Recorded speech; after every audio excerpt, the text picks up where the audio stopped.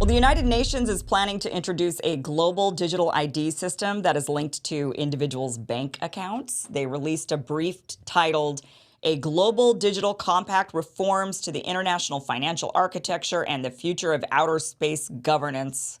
In the brief, it reads, digital IDs linked with bank or mobile money accounts can improve the delivery of social protection coverage and serve to better reach eligible beneficiaries. Digital technologies may help to reduce leakage errors and costs in the design of social protection programs. So basically, they're trying to say, look, you want this because it means you're going to get your Social Security or your disability or your unemployment money faster. But what they don't tell you is they'll be able to monitor everything you buy. So interestingly, I can see a lot of people on the right actually kind of agreeing with this idea. Normally with these types of things, it's people on the left, but on this one, I mean, look, if they say, hey, we're going to give you welfare, so we just want to make sure you don't spend it on things we don't approve of, that might bring in people from a different political side of the aisle who might start agreeing with this type of stuff. And I think that's kind of the big agenda here, is to get everybody on board.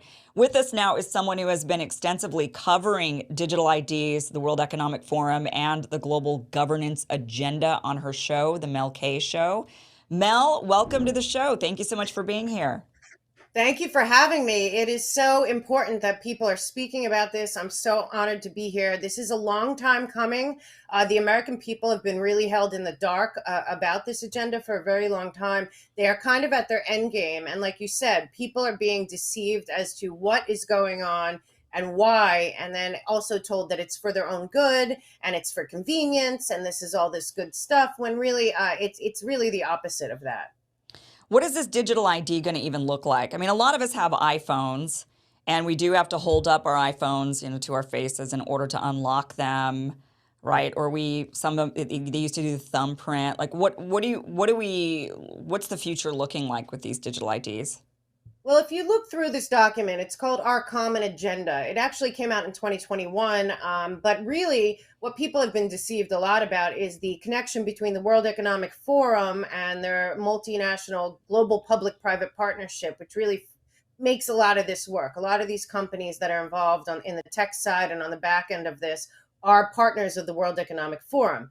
In 2019, they had been working together for years, but in 2019, before COVID, the World Economic Forum and the UN put out a joint agreement that they were going to team up to fast forward the 2030 agenda, also known as the Sustainable Development Goals, which is what a lot of this is about.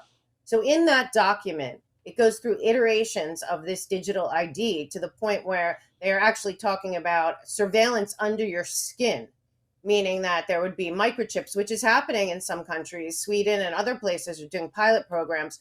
But essentially, it is a full track and trace surveillance system, not different than they already have in communist China, and under the guise of sustainable development goals. In particular, this one, if people know about the Sustainable Development Goals and what that is, and Agenda 2030, that is number 16, and it's about a digital compact, global digital compact, and equity in the digital space worldwide.